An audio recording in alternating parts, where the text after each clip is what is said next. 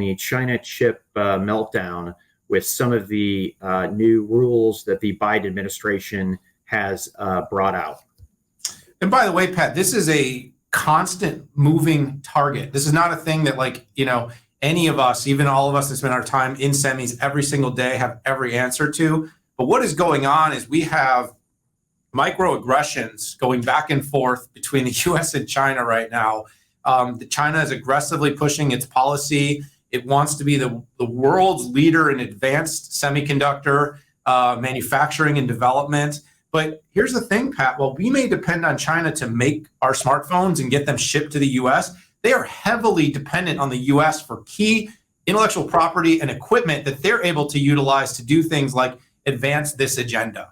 So President Joe Biden is basically putting a number of policies in place that is going to limit the capacity for US chip makers and equipment makers for semiconductors to be able to provide that equipment to China. Now, when we went through the whole CHIPS Act thing, we talked a little bit about the number of fabs in development, about the amount of equipment being purchased. Well, here we go. We're also trying to advance our own semiconductor manufacturing here in the US. We're building new plants and new facilities. And I think some of this in the backdrop, at least some of this has to be, who are we going to give our best talent and best, most available equipment to? Are we going to send it all to China for a short-term revenue win for these companies, or are we going to make sure it stays here and it's outfitting the factories that are being built here in the US? Now, I think that's only part of it. I think the long and short of it is Xi Jinping is basically saying, we're going to lead the world. And the US is saying, well, okay, but you've got a lot of work to do, because now you're going to have to figure out how to get all this intellectual property and source all this equipment without our help.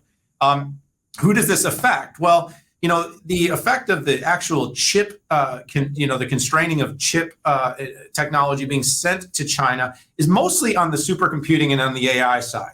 Those are the areas that I think we feel are most risky. And this is where you start to see the policy ties between economic advancement and national security.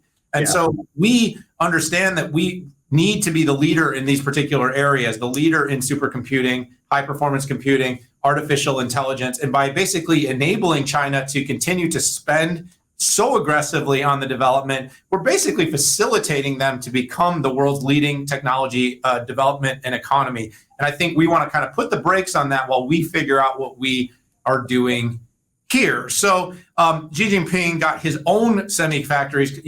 By the way, Apple loves working with China. I think was it YTMC, the company that Apple had to kind of slow down its partnership with most recently because of these particular sanctions. But basically, Xi Jinping brought him in to talk to them about, hey, how are we going to withstand this?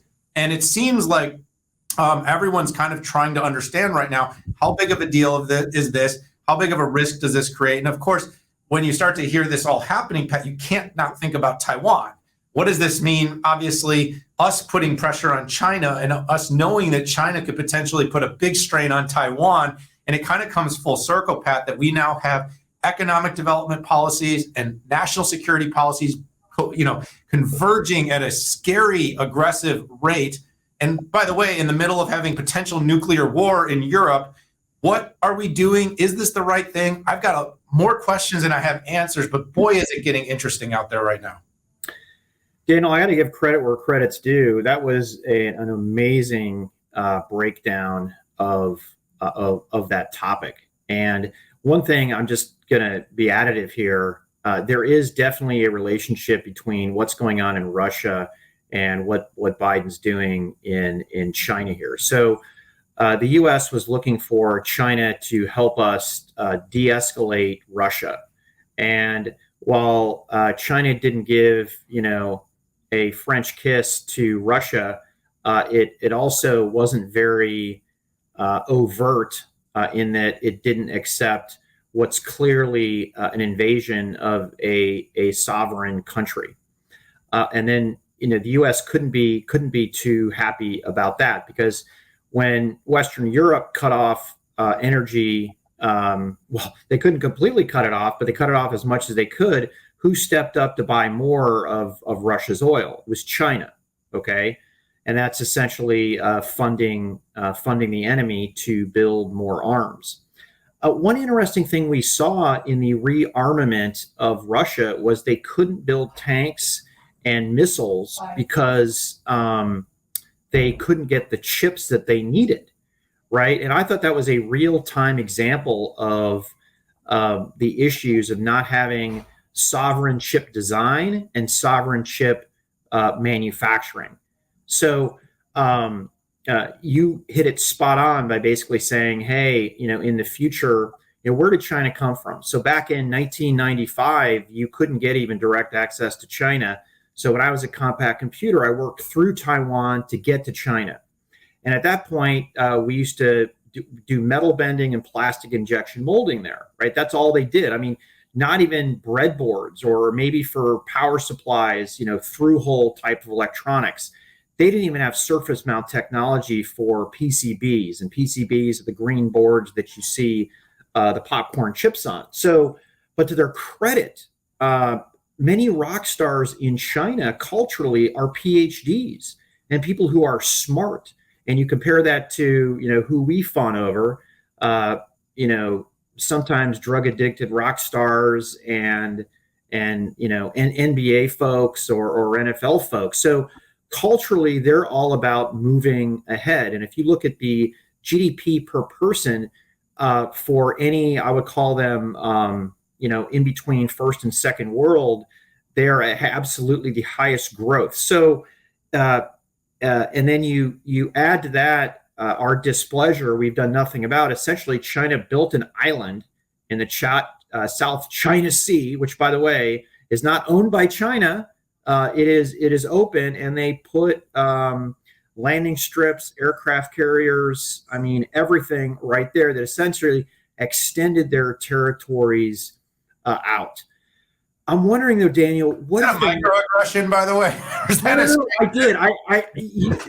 Your piece was so good, but I did notice that, and I'm going to use that and steal that from you. But it's the most novel use of a microaggression that I've seen. But I'm wondering now, what does China do? Do they dial down? Because they absolutely own the U.S. for final assembly, right?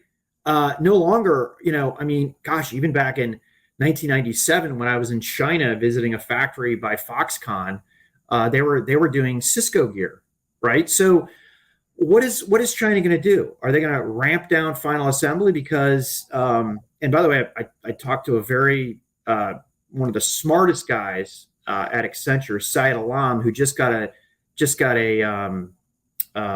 promotion to running all infrastructure at Accenture. Basically says the calculus and the spreadsheets are changing. People are moving out of China at an alarming rate and going into India, Mexico, and Singapore. So just, this China China chips. How long does that take though? So say we have a real issue. I mean, I'm actually curious.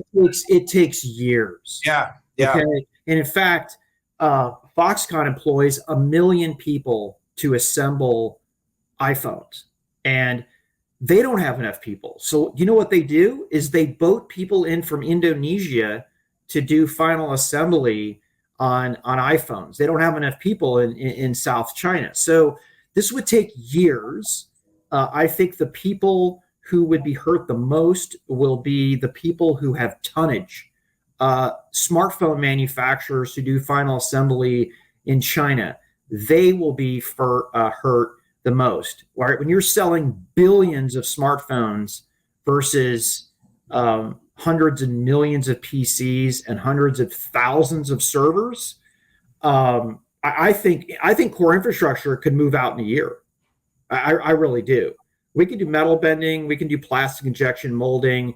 It might add an extra 5%, 10% to do it in Mexico, but you could absolutely do it. Heck, Foxconn is building gigantic plants right over the border in Mexico, getting ready for this. Heck, Lenovo, who does their own SMT and final assembly, they opened up a gigantic facility in Juarez, Mexico. So great topic. I love it. You nailed it. Somehow I found some additive stuff to talk about. So let's move to the. By the way, buddy, just one last thought. You'd think that being in Juarez, if the ultimate final product needs to land in the U.S., there would be some economies of scale, though, because it does cost a lot to actually put these things on containers and keep this stuff moving. It would also help the supply chain. to not be so far away. Well, in fact, the supply chain is so jacked up that smartphones and the first builds of notebooks are actually put on jets as opposed to boats. So, you are right. And, I always talk about, the spreadsheets changing and the calculus changing. That is in the spreadsheet. I should dig up a spreadsheet from 1997 when I was actually headstrong in this business. Literally, it's funny. Product managers used to actually run the show. We were mini CEOs. We were deciding who did manufacturing. We were deciding how stuff was shipped. We would make the decision on whether it was put on a boat or a plane or a train. By the way, HP has a freaking train that goes from the East Coast to the West Coast where they put goods on. They also have trains that connect Eastern Europe to Western Europe. So, God, I love this. Who thought supply chain could be so sexy?